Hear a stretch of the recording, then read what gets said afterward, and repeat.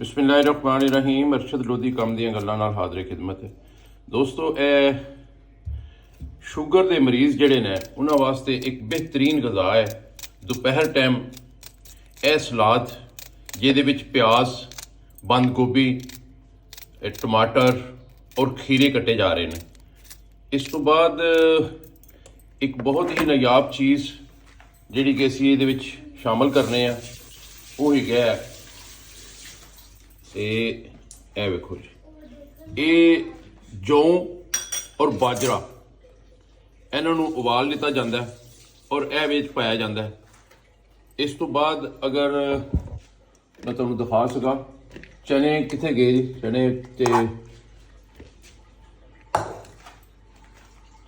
ਚਨੇ ਤੁਹਾਨੂੰ ਮੈਂ ਦਿਖਾ ਰਿਹਾ ਜਨਾਬ। ਇੱਕ ਮਿੰਟ ਜਨਾਬ, ਇਹ ਪਾਓ ਜੀ, ਇਹ ਵੇਖੋ ਜੀ, ਇਹ ਚਨੇ ਔਰ ਲੋਬੀਆ ਇਹਨਾਂ ਨੂੰ ਵੀ ਉਬਾਲ ਕੇ ਰੱਖਿਆ ਹੁੰਦਾ ਹੈ, ਇਹ ਵੀ ਵਿੱਚ ਸ਼ਾਮਲ ਕਰ ਦਈਦਾ। ਇਹ ਵੇਖੋ ਸਫੇਦ ਚਨੇ, ਹਾਂਜੀ ਕਾਲੇ ਚਨੇ ਵੀ ਪਾ ਸਕਦੇ ਹੋ, ਲੇਕਿਨ ਸਫੇਦ ਚਨਿਆਂ ਦਾ ਟੇਸਟ ਜ਼ਿਆਦਾ ਹੋ ਜਾਂਦਾ ਔਰ ਇਹ ਮਤਲਬ ਬਿਹਤਰ ਨੇ। ਸਫੇਦ ਚਨੇ ਪਾ ਲਓ, ਜ਼ਿਆਦਾ ਟੇਸਟਫੁਲ ਹੋ ਜਾਣਗੇ ਔਰ ਗਜ਼ਾਈਅਤ ਜਿਹੜੀ ਹੈ ਇਹਦੇ ਵਿੱਚ ਬਹੁਤ ਜ਼ਿਆਦਾ ਹੁੰਦੀ ਹੈ। ਗਜ਼ਾਈਅਤ ਬਹੁਤ ਜ਼ਿਆਦਾ ਹੁੰਦੀ ਹੈ ਇਹਦੇ ਵਿੱਚ। ਇਹਨਾਂ ਨੂੰ ਸ਼ਾਮਲ ਕਰਕੇ ਤੇ ਖਾਓ, ਬਹੁਤ ਜ਼ਿਆਦਾ ਗਜ਼ਾਈਅਤ ਵਾਲੀ ਚੀਜ਼ ਹੈ। ਇਹਨਾਂ ਨੂੰ ਸਾਰਿਆਂ ਨੂੰ ਜਿਸ ਵੇਲੇ ਮਿਕਸ ਕਰ ਦੇਣਾ ਤੇ ਇਹ ਬਿਹਤਰੀਨ ਕਿਸਮ ਦੀ ਇਹ ਖੁਰਾਕ ਬਣ ਜਾਂਦੀ ਹੈ। ਤੇ ਇਹਦੇ ਵਿੱਚ ਅਗਰ ਤੁਸੀਂ ਚਾਹੋ ਤੇ ਸੇਬ ਇਹ ਕੱਟ ਕੇ ਪਾ ਲਵੋ, ਉਹ ਵੀ ਗਜ਼ਾਈਅਤ ਵਾਸਤੇ ਬਹੁਤ ਅੱਛਾ ਹੈ ਤੇ ਉਹ ਖਾ ਲਓ। ਦੁਪਹਿਰ ਦਾ ਖਾਣਾ ਜਿਹੜਾ ਉਹ ਤੁਸੀਂ ਇਹ ਖਾਓ ਤੇ ਅਲਹਮਦੁਲਿਲਾ ਤੁਹਾਡੀ ਸਿਹਤ ਵੀ ਬਿਹਤਰ ਹੋਏਗੀ ਔਰ ਸ਼ੂਗਰ ਜਿਹੜੀ ਹੈ ਨਾ ਬਹੁਤ ਜ਼ਿਆਦਾ ਕੰਟਰੋਲ ਇਹਦੇ ਨਾਲ ਹੁੰਦੀ ਹੈ, ਕਿਉਂਕਿ ਸ਼ੂਗਰ ਜਿਹੜੀ ਹੈ ਉਹ ਚਾਵਲਾਂ ਦੇ ਵਿੱਚ ਔਰ ਗੰਦਮ ਦੇ ਵਿੱਚ ਬਹੁਤ ਜ਼ਿਆਦਾ ਹੁੰਦੀ ਹੈ। ਤੇ ਇਹਦੇ 'ਚ ਨਾ ਤੇ ਚਾਵਲ ਇਸਤੇਮਾਲ ਕੀਤੇ ਗਏ ਨੇ, ਨਾ ਗੰਦਮ ਇਸਤੇਮਾਲ ਕੀਤੀ ਹੈ, ਲੇਕਿਨ ਇੱਕ ਖੁਰਾਕ ਜਿਹੜੀ ਹੈ ਉਹ ਭਰਪੂਰ ਕਿਸਮ ਦੀ ਉਹ ਬਣ ਜਾਂਦੀ ਹੈ। ਇਹ ਸੇਬ ਜਿਹੜੇ ਨੇ ਇਹ ਬਿਲਕੁਲ ਛੋਟੇ ਛੋਟੇ ਕਰਕੇ ਇਹ ਸ਼ਾਮਲ ਕਰਨੇ ਹੁੰਦੇ ਨੇ, ਕਿਉਂਕਿ ਇਹ ਬਿਲਕੁਲ ਨਜ਼ਰ ਨਹੀਂ ਆਉਂਦੇ।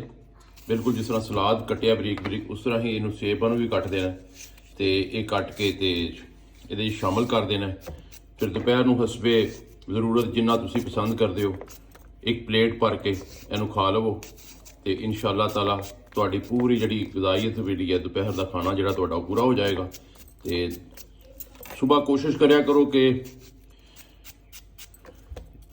ਜਿਹੜਾ ਬੇਸਨ ਹੁੰਦਾ ਹੈ, ਬੇਸਨ ਦੇ ਵਿੱਚ ਪਿਆਜ਼ ਟਮਾਟਰ ਕੱਟ ਕੇ ਉਹਦਾ ਮੈਦਾ ਬਣਾ ਕੇ ਉਹਨੂੰ ਜਨਾਬ ਜਿਹੜਾ ਨਾ ਤਵੇ ਦੇ ਉੱਤੇ ਪਾ ਕੇ ਤੇ ਉਹਦਾ ਇੱਕ ਪਰਾਠਾ ਟਾਈਪ ਜਿਹਾ ਬਣ ਜਾਂਦਾ, ਉਹ ਖਾ ਲਿਆ ਕਰੋ।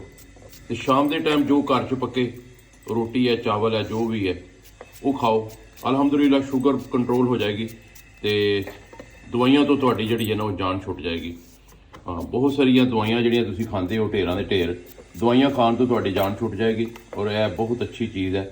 ਮੈਂ ਖੁਦ ਇਸਤੇਮਾਲ ਕਰ ਰਿਹਾ, ਇਹ ਅਜ਼ਮੂਦਾ ਨੁਸਖਾ ਹੈ, ਇਸ ਵਾਸਤੇ ਮੈਂ ਦੋਸਤਾਂ ਨੂੰ ਦੱਸ ਰਿਹਾ ਕਿ ਇਹ ਤੁਸੀਂ ਵੀ ਇਸਤੇਮਾਲ ਕਰੋ ਤੇ ਇਨਸ਼ਾ ਅੱਲਾਹ ਤਾਲਾ ਤੁਹਾਡੀ ਵੀ ਜਿਹੜੀ ਸਿਹਤ ਹੈ ਉਹ ਬਿਹਤਰ ਹੋ ਜਾਏਗੀ ਔਰ ਤੁਹਾਡੀ ਸ਼ੂਗਰ ਜਿਹੜੀ ਹੈ ਨਾ ਉਹ ਕੰਟਰੋਲ ਹੋ ਜਾਏਗੀ। ਅਲਹਮਦੁਲਿਲਾ ਇਹਦੇ ਖਾਣ ਨਾਲ ਮੇਰੀ ਸ਼ੂਗਰ ਜਿਹੜੀ ਹੈ ਉਹ ਤਕਰੀਬਨ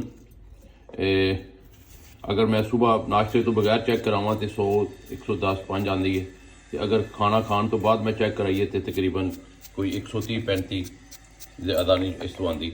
ਤੇ ਇਹ ਇਸਤੇਮਾਲ ਕਰਿਆ ਕਰੋ ਇਨਸ਼ਾ ਅੱਲਾਹ ਤਾਲਾ। ਇਹ ਨੁਸਖਾ ਬਹੁਤ ਅਜ਼ਮੂਦਾ ਹੈ ਤੇ ਅੱਲਾਹ ਤਾਲਾ ਤੁਹਾਨੂੰ ਸਿਹਤ ਦੇ, ਤੰਦਰੁਸਤੀ ਦੇ। ਅਗਰ ਨੁਸਖਾ ਪਸੰਦ ਆਇਆ ਹੋਏ, ਖੁਰਾਕ ਪਸੰਦ ਆਈ ਹੋਏ, ਇਹਨੂੰ ਸ਼ੇਅਰ ਕਰ ਦਿਓ, ਲਾਈਕ ਕਰ ਦਿਓ। ਜਿਹੜੇ ਦੋਸਤ ਚੈਨਲ ਤੇ ਨਵੇਂ ਨੇ ਸਬਸਕ੍ਰਾਈਬ ਕਰੋ, ਚੈਨਲ 'ਚ ਸ਼ਾਮਲ ਹੋ ਜਾਓ। ਕੱਲ ਫੇਰ ਇੱਕ ਨਵੀਂ ਗੱਲ ਨਾਲ ਹਾਜ਼ਰ ਖਿਦਮਤ ਹੋਵਾਂਗਾ। ਕੱਲ ਤੱਕ ਇਜਾਜ਼ਤ, ਅੱਲਾਹ ਹਾਫਿਜ਼।